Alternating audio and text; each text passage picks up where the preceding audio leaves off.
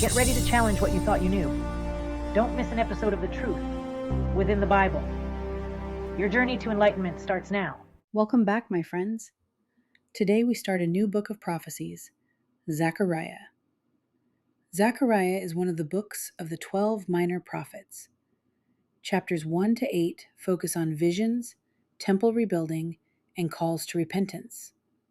Chapters 9 to 14 contain more messianic prophecies and oracles about future restoration.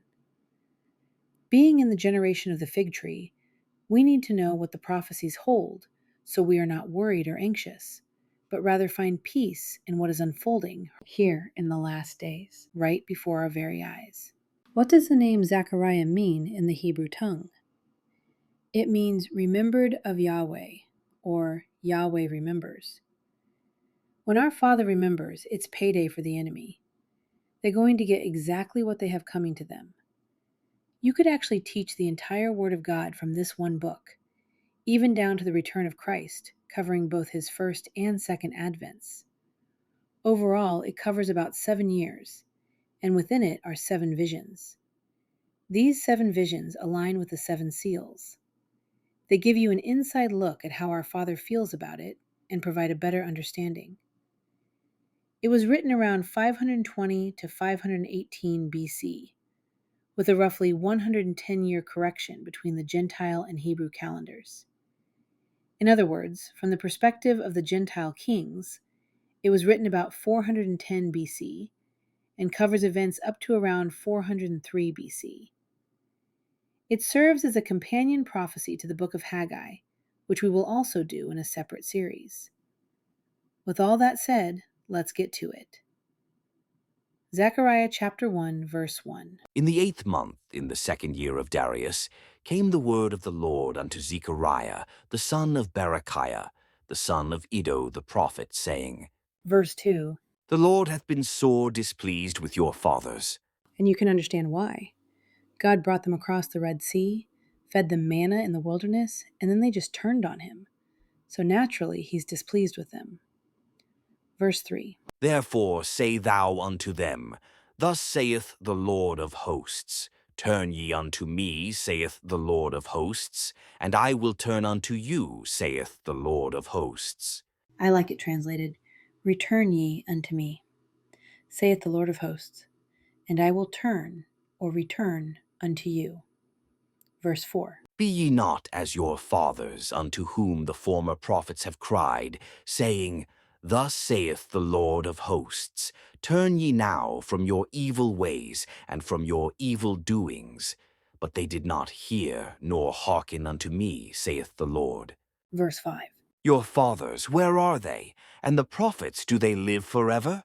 Verse 6. But my words and my statutes, which I commanded my servants the prophets, did they not take hold of your fathers? And they returned and said, Like as the Lord of hosts thought to do unto us, according to our ways and according to our doings, so hath he dealt with us. They got what they deserved accordingly. Verse 7. Upon the 24th day of the 11th month, which is the month Sebat, in the 2nd year of Darius, came the word of the Lord unto Zechariah, the son of Berechiah, the son of Iddo the prophet, saying, Verse 8. I saw by night, and behold a man riding upon a red horse, and he stood among the myrtle trees that were in the bottom, and behind him were there red horses, speckled and white. That month would align with our February. This is the first vision. And what was the first seal? Let's take a trip over there to refresh our memories. Revelation chapter 6, verse 1 and 2. And I saw when the Lamb opened one of the seals, and I heard, as it were the noise of thunder, one of the 4 beasts saying, Come and see. And I saw, and behold a white horse, and he that sat on him had a bow, and a crown was given unto him. And he went forth conquering and to conquer. The first seal was a rider on a white horse, and he was the Antichrist. Let's keep going. Verse 9. Then said I, O my Lord, what are these? And the angel that talked with me said unto me, I will show thee what these be. Verse 10. And the man that stood among the myrtle trees answered and said, These are they whom the Lord hath sent to walk to and fro through the earth. The white horse rider in Revelation 6:2 is the Antichrist. But the colored horses/riders in Zechariah, red leading with sorrel/speckled in white, are God's scouts, heavenly agents, possibly part of the Holy Spirit's work or angelic patrols, who precede or parallel the seal's events. They scout the earth during the tribulation to monitor conditions, report back, and show God remembers his people, tying into the book's name, Yahweh Remembers. So maybe you could say this book is a behind-the-scenes version of the seals. You will understand better as we get into it. Verse 11. And they answered the angel of the Lord that stood among the myrtle trees, and said, We have walked to and fro through the earth, and behold, all the earth sitteth still, and is at rest. Verse 12.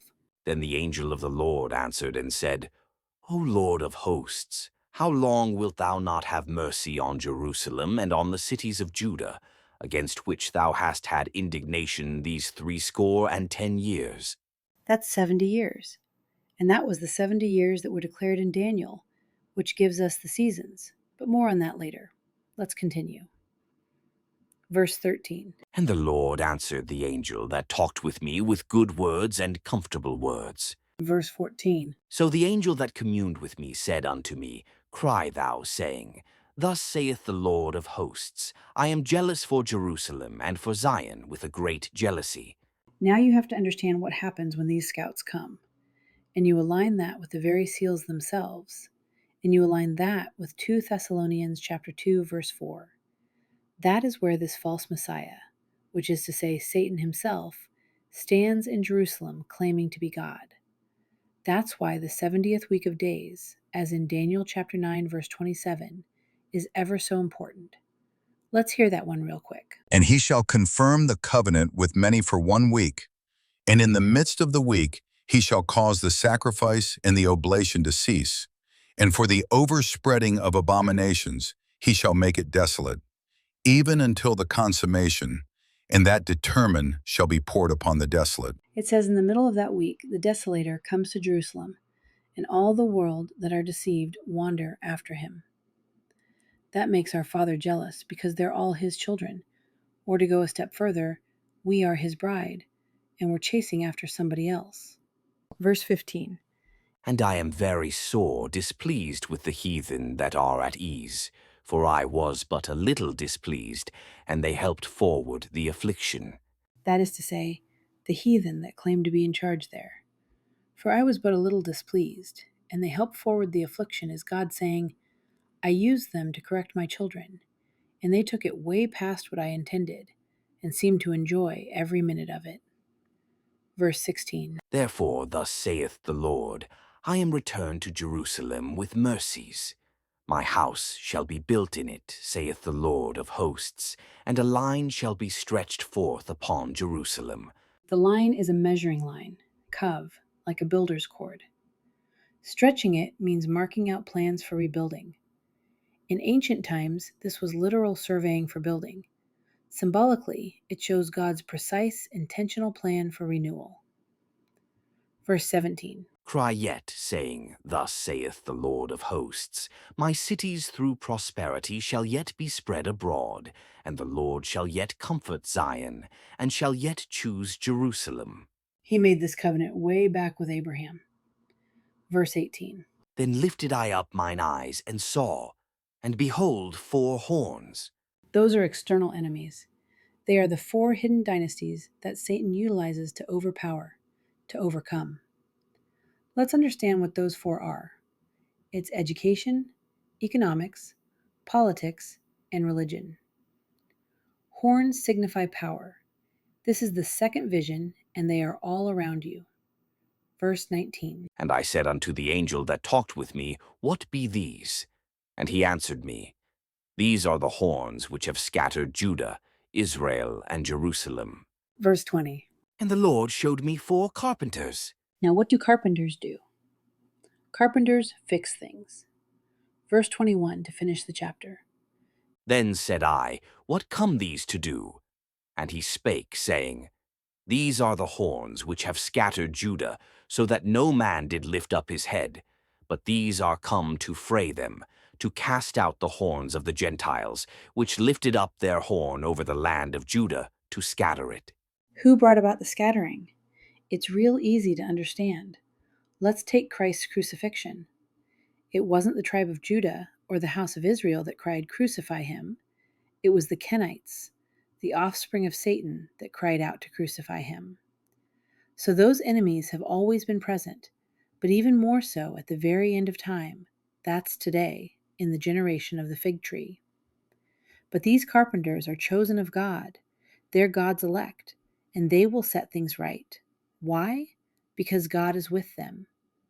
People in this generation are starving to hear truth. They truly are. They love it taught properly. Because they are hungry for the real truth, the real Word of God, because they're not taught His Word chapter by chapter and verse by verse, straight from the Bible in its entirety, they don't understand these 4 external horns that are all around us. The key of David unlocks Scripture. Many cannot unlock it because they do not have that key, which is literally the truth to God's Word. God brings comfort and He brings mercy. That's unmerited favor. That means you may not even deserve it if you love Him and repent. Return to Him, He'll return to you. What a beautiful chapter. You really can't afford to miss even one chapter of this series. Join us next video where we cover Zechariah chapter 2. Until then, stay strong, my friends.